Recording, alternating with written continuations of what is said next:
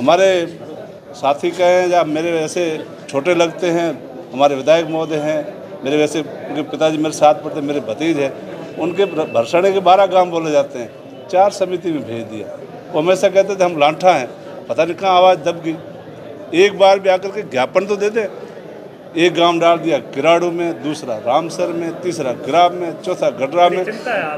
चिंता है, एक गलत हो रहा है। हमारा संघर्ष है, हमारी जो बात है मेन वो सब चीज़ें बता दी, लेकिन अन्याय का भी कोई हद होती है।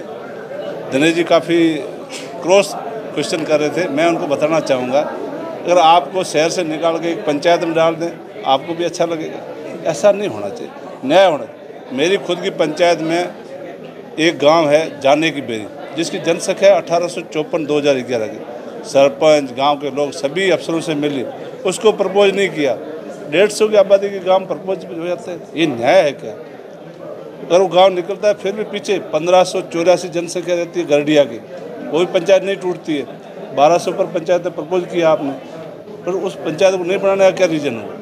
ऐसे चला करके हमारे साथी कहें या मेरे वैसे छोटे लगते हैं, हमारे विधायक महोदय हैं, मेरे वैसे उनके पिताजी मेरे साथ पढ़ते, मेरे भतीज हैं, उनके भरसड़े के 12 गांव बोले जाते हैं, 4 समिति में भेज दिया।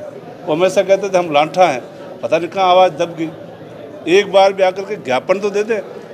एक गांव डाल दिया किराड़ू में, दूसरा रामसर में, तीसरा गिराब में, चौथा गडरा में। चिंता है, एक गलत हो रहा है। मैं मजाक में नहीं ले रहा उनका, मैं मजाक नहीं ले रहा। उनका जो संगठन है, एक गांव के, एक आपके मोहल्ले को तोड़ करके 4 वार्ड में डालते हैं तो दर्द होता है।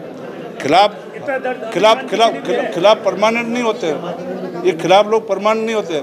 अमीन खान जी का पुलिस थाना गिराब, पंचायत समिति उनके पोते प्रधान गडरा रोड के, उनको उठा करके रामसर में डाल दिया, रामसर में डाल दिया। ये खुद चाहते हैं तो अलग बात है, लेकिन उन्होंने कई बार आकर के कलेक्टर महोदय कह रहे हमने ऐतराज़ पेश किया, उन्होंने भी ऐतराज़ पेश किया, मैंने भी ऐतराज़ पेश किया। तो भाई जो इतने सीनियर आदमी हैं, उन्होंने आज तक लोगों की सेवा की है, उन लोग जो चाहे वहाँ रहे। एमएलए साहब जहाँ चाहे वहाँ रहना चाहिए। इस राज्य में किसी एक एमएलए की भी नहीं सुनी जाती है, पूर्व एमएलए की नहीं सुनी जाती है। इतना अन्याय, इतना क्रूरता।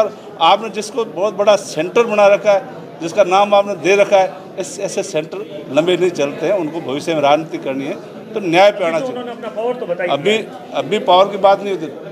परिसमन पिछले मेरे देखते 2 बार हो गए। यहाँ कलेक्टर महोदय बैठे हैं, पहले कलेक्टर ने बाकायदा न्याय की बात की। कांग्रेस वाले लेके आए कोई गलत, उनको मना किया नहीं आप गलत करें, सही ये होगा, न्याय ये कहता है उसमें होना चाहिए। अब आपको उम्मीद है? लेकिन आज कलेक्टर साहब ने ये बात सुनाई, कलेक्टर साहब ने कहा यहाँ भी न्याय होगा। हम उम्मीद करते हैं कलेक्टर साहब से, और हमने ज्ञापन दिया न्याय होगा। न्याय नहीं होगा तो संघर्ष का रास्ता खुला है, संघर्ष करेंगे।